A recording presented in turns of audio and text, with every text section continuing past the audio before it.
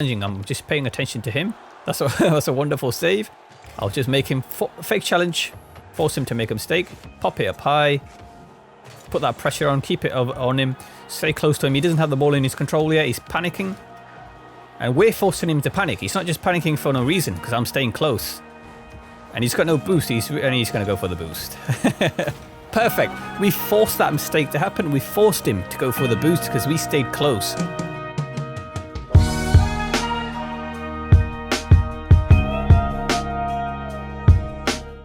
Welcome everyone to episode 3 of 1v1 Road to GC, where our priority is game sense instead of mechanics. In this episode we're at Platinum 2 and our focus is applying pressure without ball chasing.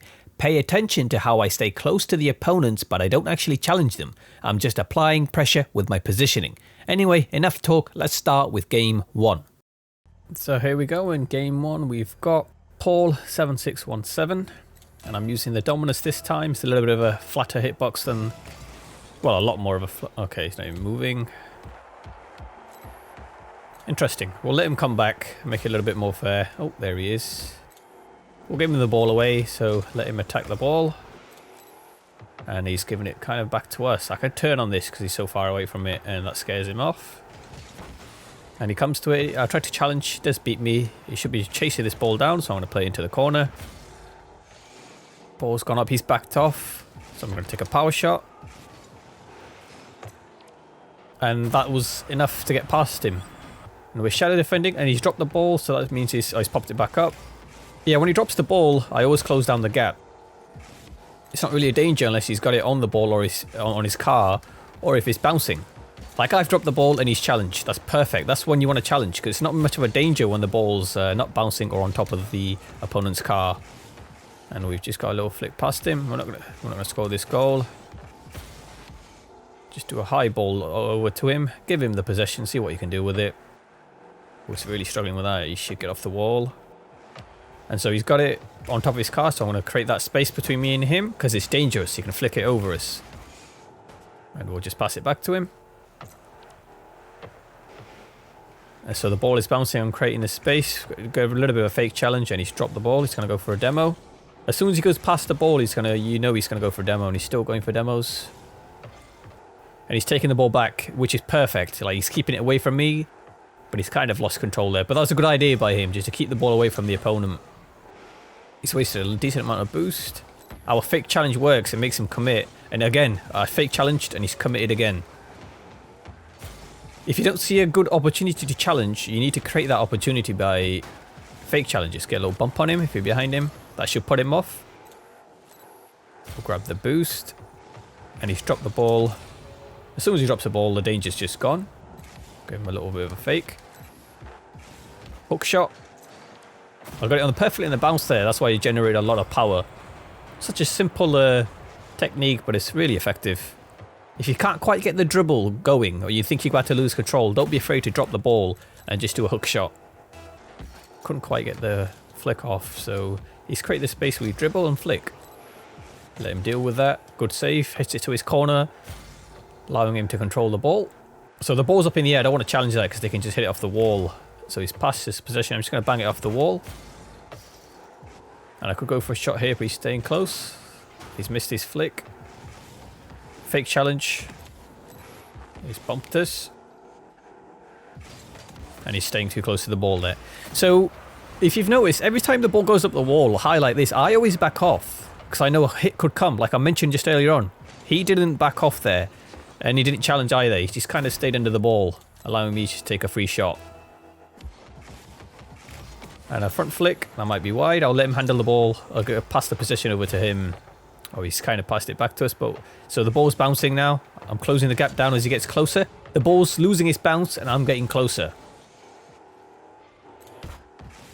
I'll give him that away. Oh, that's a nice touch by him. And that's a goal. You will really want to avoid these hard touches I've just took there. I didn't even mean to do that touch. I meant to catch it on top of the roof. And as soon as I took a hard touch, he was onto that ball. Perfect play by him. And that's why you don't want to go all the way back to your goal when you're defending. If he was all the way at the back and I took that hard touch, you couldn't capitalize on that mistake. So his ball is bouncing, is dangerous, but he's too fast. He rushes his attack. Like, I'm not really a threat. I'm not turning to challenge. He needs to wait and just get a lot more quality of attack. I think we just faked it past him. Yeah, he flicks too early, goes for his attack too early. And look at me, I get straight up into his face. Like I'm just a danger there. I could flick it or I could just go for a low 50-50 like that. And there's 10 seconds left and he forfeits. So in our next game we've got Nakos. We're going to carry on doing the little front flip kickoffs and just flip into the ball. I'm not going to go for that mid boost because he could go for an attack like this. And now we could get his boost. And I'm still staying close to him. Okay, this is not a good idea. If he misses that boost, he's in trouble. Yeah, so he was sloppy, losing control of the ball, so I stayed close and challenged him. But now he's bouncing the ball, so I'm staying back. Fake challenges, and he's panicked. Fake challenges are absolutely wonderful. I've hit it kind of too hard against that wall there. You don't really want to do that. If I hit a softer touch, I could have took it to the mid and came up with an attack. But so he's bouncing it again. He's killed the bounce, so we can chase after him a bit, scare him, force him to make a move and take it up the wall, which he will struggle with. He's doing a lot of twists. So I kind of passed it back to him, so I went back to straight to goals just in case he took a shot. Do a little pop in the air and just go for a power shot. Good positioning by him. He knew as soon as I popped it into the air, he knew that a shot was coming. A fake challenge and back off. So he's hit it really hard and he might come after it again. That's a really good attempt. He could have scored that goal if it was on target. It wasn't a bad shot. So pop it up into the air. Keep an eye on him. He's going to challenge and we take a shot. The reason I know he's going to challenge is because he's not turning around to shadow defense. Look at, if you pay attention to his car, he's looking at me and he's not even trying to turn around. So I know that a challenge is coming. Yeah, pay attention to how close I stay to him. So he's hit it up high. We'll hit it on the bounce. That's a very awkward ball for him to deal with, but we'll let him have it. I could have scored that goal if I wanted to follow it up. So the ball was bouncing. I kept my gap because I knew a shot was coming. So I'm going to go for this ball because he's not going back. He just keeps challenging. I'm just paying attention to him. That's a wonderful save. I'll just make him fake challenge, force him to make a mistake, pop it up high, put that pressure on, keep it on him, stay close to him. He doesn't have the ball in his control yet. He's panicking. And we're forcing him to panic. He's not just panicking for no reason because I'm staying close. And he's got no boost. He's going to go for the boost. Perfect. We forced that mistake to happen. We forced him to go for the boost because we stayed close. I don't know what that means, unfortunately, but yeah, we stayed close and he kept panicking because there's a constant threat on him. If I went all the way back to the goal, he'd be fine to set up a dribble, air dribble, take it up the wall, whatever he wants, but he doesn't like the pressure we're giving him and he forfeits. So for our third game, we have Handsomer Weg. Our normal front flip kickoff. It's been doing fine, so kind of just forgot to flip it. Oh, the ball comes over to us. Take a power shot. What a save that is. He got that with his after his second flip. That's a beautiful save by him. Another power shot, forcing pressure on him. See what he does. So the ball's bouncing. I'm creating a gap. When the ball's bouncing, always expect a power shot. I can turn and challenge. He's giving the possession away. So now I don't want to take a heavy touch to give the ball away like I did before. Came close and shadow defends. It's a nice play by him. So let's see what he does here. We're at that level where people are starting to improve. They know how shadow defense works, but you shouldn't be doing this. Cut off his attack, take the ball off him. He's just passed it to us. Power shot. Oh, I've kind of missed it there. Flipped too early. And he's struggling. So we're at Platinum 3 where people are starting to figure out how to shadow defend. And they figured out that all-out attack isn't good, all-out defense isn't good. It's a mix of both that's really good. That's a beautiful challenge by him. He pre-jumps, expecting a flick. And I think he might have got it. No, he's just missed. Take a touch of the ball. Is he going to challenge? Oh, I thought he would challenge there because he's a bit of an aggressive player. He makes a mistake there. We need to apply a little bit more pressure to him. We challenge the ball. He might come for the demo, so yeah. Ball's bouncing up high. I'm going to wait for him to challenge. Stay close. Put the pressure on. Wait for him to make a mistake. Go up the wall and play it across. See what he's doing. So he's giving us space. Get it on the roof. Oh, he's came early. So he's done the same thing he did before, but I knew this was kind of coming because he's already done it. So instead of trying to go for a flick, which he could have saved, the way he pre-jumped that, he would have got any flick I went for. So you just go low.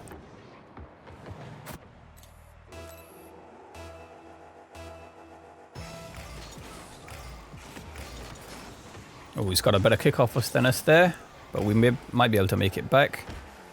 Ah, I knew that was coming there. So this is a little bit of a hesitation by me. I get close to him, but I don't challenge. Like I mentioned in my earlier videos, I could have challenged that ball there because he went for the boost, but I kind of just stood in no man's land.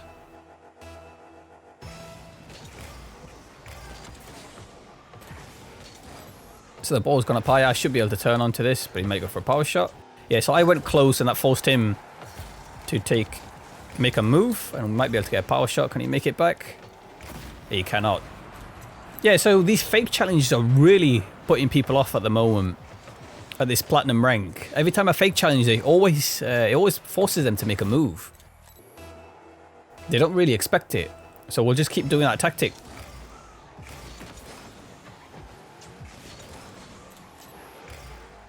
So he's gone up for the boost. I'm staying close, waiting for a mistake. Because I'm staying close, he makes a move, and we just touch the ball. He stayed close there. He's not giving me any space, which is actually not bad by him. But he's going to come into the ball, and we challenge it. I didn't have to challenge it there. The reason I challenge it is because I don't want to give him the possession. I don't want to give him ball control. So I'm going to take an early hit, let him see what he does with it. He just gives it back to us. So we'll play it into the space. Use that space that there is. And we'll take a power shot. We could take a hook shot. And he comes in early and blocks it again. And he's going to take a touch. Because I'm staying close to the ball, he keeps making mistakes. Then we just take a shot. So stay close to the ball. Not too close that you can flick it over you. But constantly apply that pressure. Just you being there is a threat to them. Like you could challenge at any time. And that's what scares them. So we're going to grab the boost and go back to our net. Just backflip into that ball. We don't want it to come around. Oh, it's a very aggressive challenge by him. And again, he keeps challenging on quite fast and aggressive. So we'll wait for this to bounce down. He's made a mistake. He could have just used that space he's got behind him. He's flipping a lot now. He's a bit of a sloppy play. He needs to play more controlled. So the ball's on top of his car. I'm giving him the space. And drops the ball. I get close. As soon as I knew that he's going to drop the ball, I started braking. I go for a power shot because he challenges early. And that was enough for him. And he forfeits. That wasn't even that strong of a power shot. I kind of missed the corner hit there. But we figured out his playstyle. We figured out that he challenges early. And we tried to take advantage of that.